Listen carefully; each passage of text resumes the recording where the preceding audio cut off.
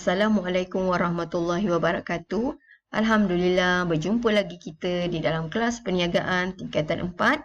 Okey, masih lagi di dalam bab 1, tujuan perniagaan dan pemilikan perniagaan. Okey, hari ini kita akan teruskan dengan subtopik 1.4, klasifikasi perniagaan. Baik anak-anak, apa yang dimaksudkan dengan klasifikasi? Okey, klasifikasi perniagaan merupakan penyusunan perniagaan dalam sesuatu kelompok tertentu mengikut kriteria yang telah ditetapkan. Okey, sekejap lagi cikgu terang apa yang dimaksudkan dengan kriteria. Okey. Okey, kita lihat ya peta konsep yang berkaitan dengan klasifikasi perniagaan. Okey, ada dua kelompok iaitu kelompok yang pertama saiz, yang kedua ialah sektor. Okay, saiz perniagaan terbahagi kepada 3, kecil, sederhana, besar. Okay, begitu juga sektor terbahagi kepada 3. Kita ada sektor utama, sektor kedua dan sektor ketiga. Okay, bagaimana kita nak menentukan saiz perniagaan? Okay, kita lihat dulu penentuan saiz perniagaan. Okay, ada dua faktor penentuan iaitu jumlah jualan tahunan dan bilangan pekerja tetap. Okay. Anak-anak ya, saiz ini memang telah ditetapkan dan diseragamkan oleh Majlis Pembangunan Perusahaan Kecil dan Sederhana PKS dan juga Kebangsaan MPPK. Okey, yang mana diseragamkan diguna pakai untuk semua kementerian dan agensi kerajaan, termasuklah institusi kewangan dan pengawal selia yang terlibat dalam program pembangunan PKS. Okey, jadi kita nak lihat jadual. Okey, jadual bagaimana pula kita nak menentukan sesebuah perniagaan itu bersaiz kecil, sederhana dan besar berdasarkan kepada dua faktor penentuan tersebut. Okey, kita lihat jadual. Okey, kita ada bahagian penghilangan, kita ada bahagian perkhidmatan. Okey, perniagaan penghilangan contohnya kilang sos ke, kilang kicap ke, kilang buat glove ke. Okey. Okey, jadi perkhidmatan pula contohnya seperti syarikat kurier, syarikat agihan penghantaran, macam pos laju ke, GDEX Express ke, ataupun syarikat pelancongan, juga termasuk di bawah perkhidmatan. Okey, jadi kita nak lihat dulu penghilangan.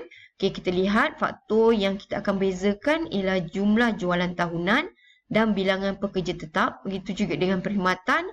Okey, faktor yang kita bezakan jumlah jualan tahunan dan bilangan pekerja tetap. Okey, kita lihat dulu penghilangan. Okey, bagi penghilangan yang bersaiz kecil, jumlah jualan tahunan 300,000 hingga kurang daripada 15 juta.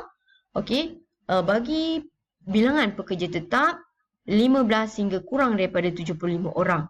Okey, bagi bersaiz sederhana 15 juta hingga kurang daripada 50 juta. Bilangan pekerja tetap 75 hingga kurang daripada 200 orang.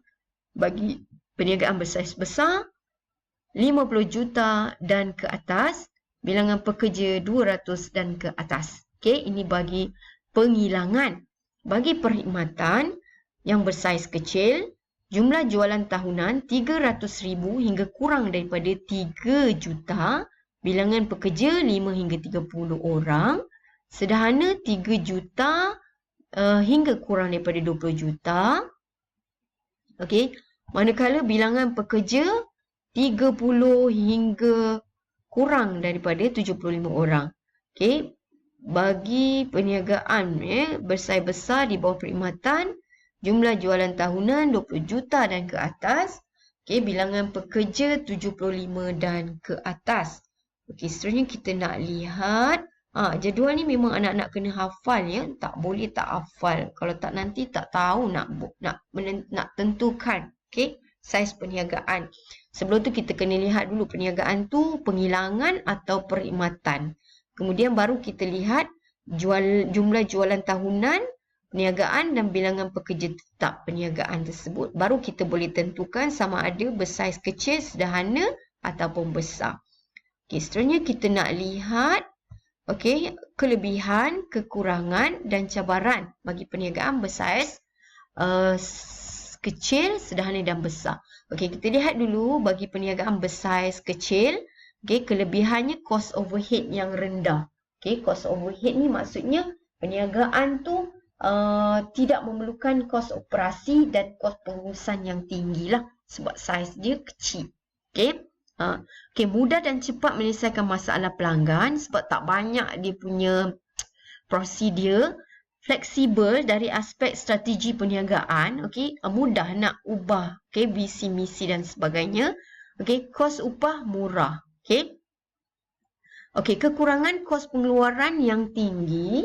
Okey, di sini kalau kita lihat kos pengeluaran tinggi maksudnya bagi perniagaan masa kecil ni mereka terpaksa menanggung kos pengeluaran yang tinggi sebab tak dapat nak menikmati ekonomi bidangan, ekonomi yang luas lah. Okey, kurang berdaya saing, okey, kurang berdaya saing sebab sukar nak kekalkan perniagaan ni dalam keadaan yang mencabar berbanding bersaing yang bersaiz besar.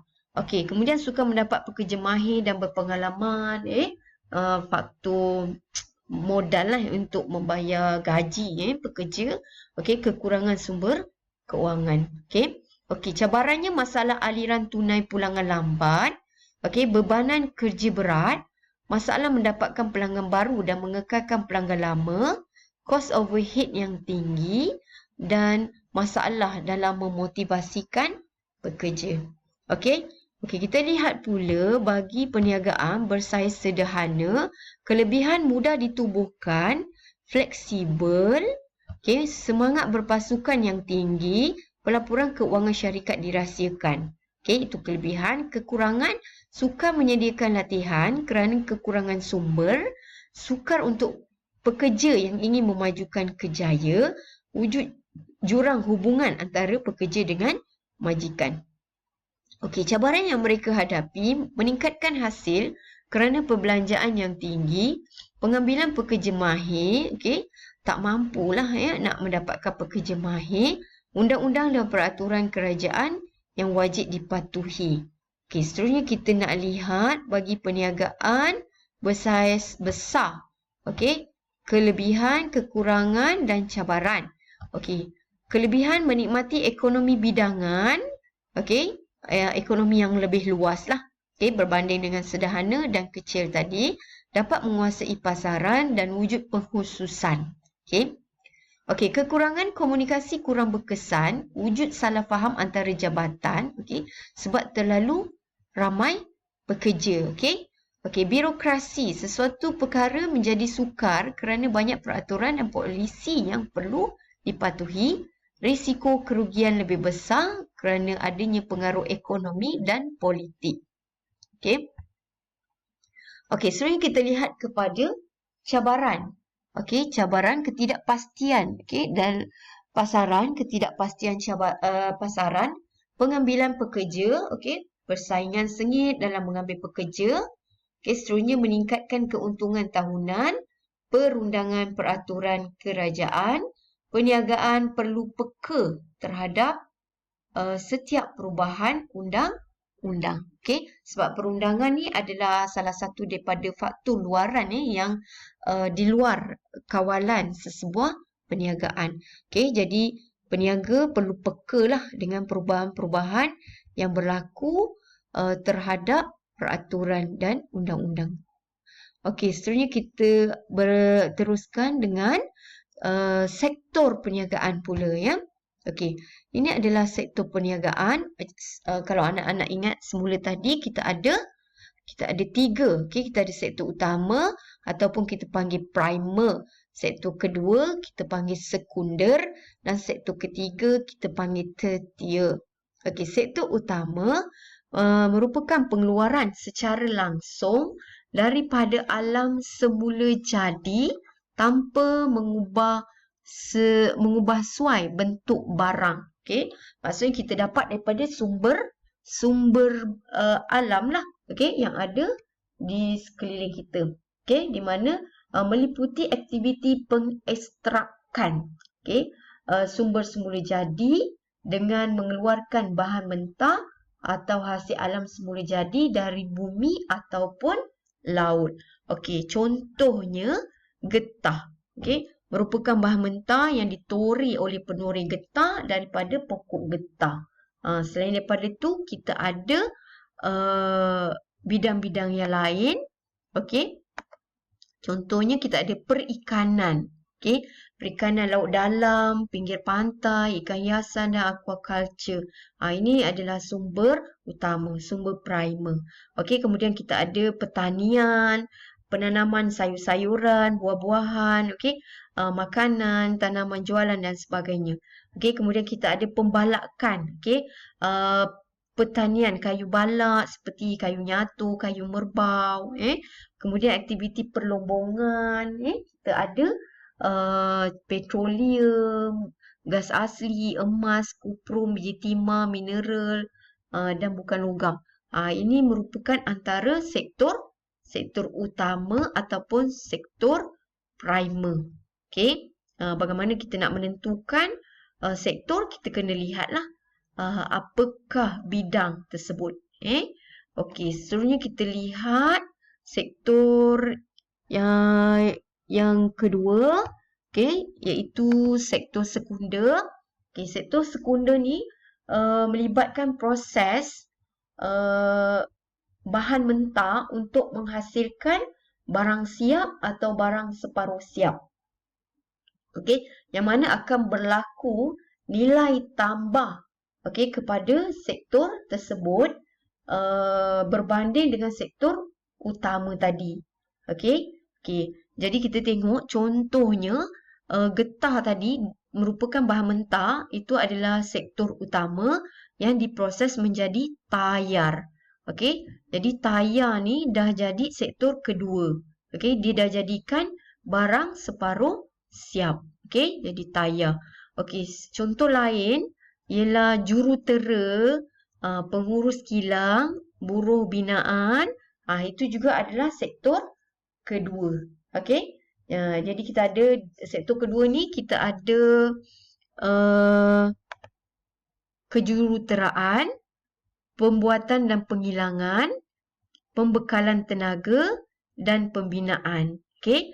Jadi dia lebih kepada menghasilkan, memproses bahan mentah daripada sumber utama tadi menjadi barang siap atau separuh siap.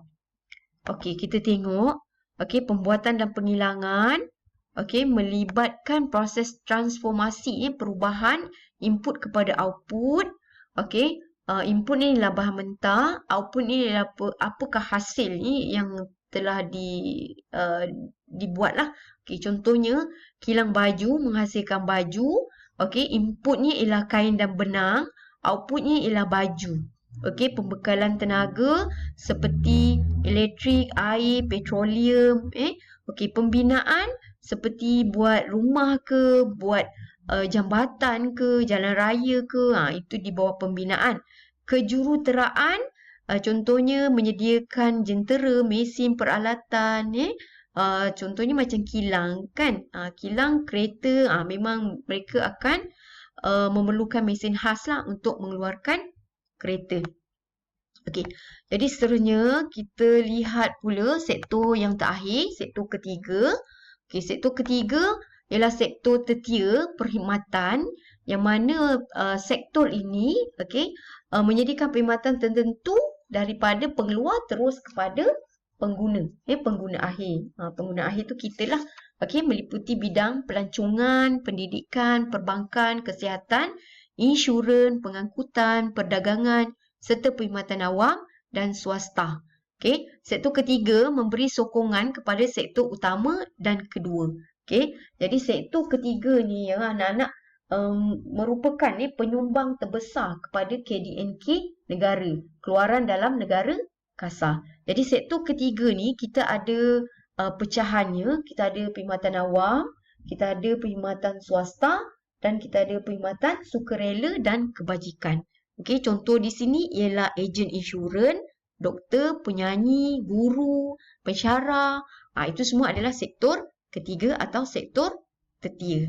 Baik, jadi sampai di sini saja penerangan cikgu untuk hari ini berkaitan dengan saiz dan sektor. Sebarang masalah boleh bertanya dengan cikgu sebentar lagi. Baik, sekian. Terima kasih.